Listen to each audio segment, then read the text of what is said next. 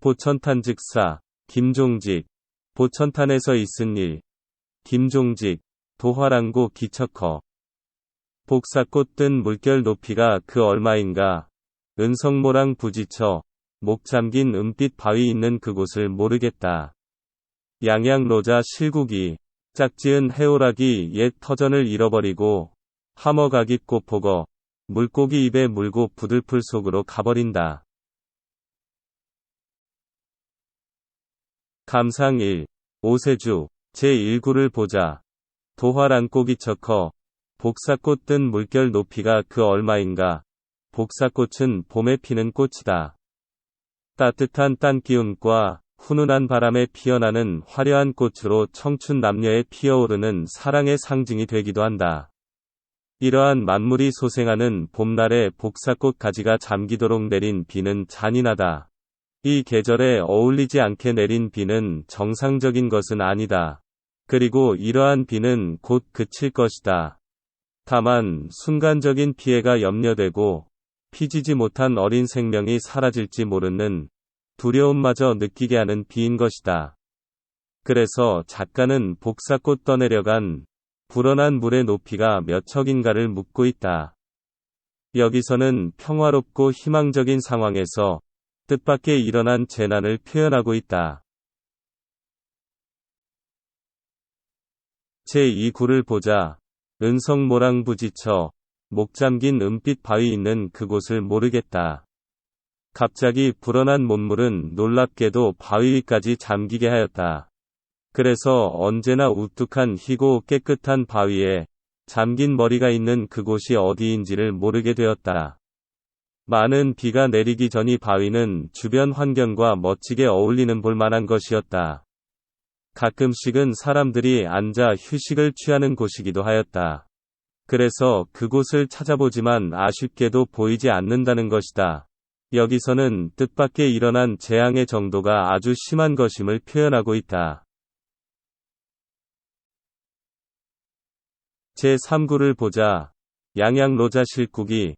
짝지은 해오락이 옛 터전을 잃어버리고 이때 짝지은 해오락이가 잽싸게 물고기를 낚아채고서는 그것을 먹을 안전한 장소로서 높은 바위 위를 찾았다. 그러나 바위는 물에 잠겨 보이지 않는다. 불어난 비의 해오라기는 자신들의 삶의 옛 보금자리를 잃은 것이다. 이 시는 실제의 상황을 픽절하게 묘사한 순수한 산수시로 볼 수도 있다. 그러나 여기서 옛 터를 잃었다에서 잃었다. 실,는 표현은 상실감의 표현이다. 이 사실에서 해오라기는 시적 자아를 의미하는 것으로 볼 수도 있다. 그렇다면 이 구절은 시적 자아가 발전의 시점에서 어려운 일을 당한 것을 암시한다고 볼 수 있다. 제4구를 보자. 하머가깃 꽃포거. 물고기 입에 물고 부들풀 속으로 가버린다. 물고기를 임에 잡아 문 해오라기는 흰 바위 위를 찾는 것은 포기하고 그 역할을 대신할 새로운 것을 찾아 부들풀 속으로 들어가 버렸다는 것이다.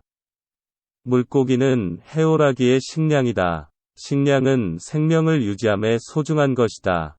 소중한 획득한 식량을 적으로부터 지키기 위해 해오라기는 본능적으로 삶의 방어기제를 발동하여 부들 속으로 숨어든 것이다.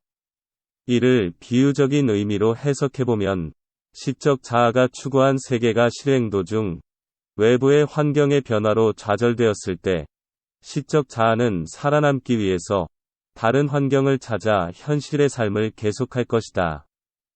그리고 지금은 봄이므로 많이 내린 비는 결국은 얼마 후에 사라지고 다시 원래의 봄이 돌아와 삶을 계속할 수 있을 것이다.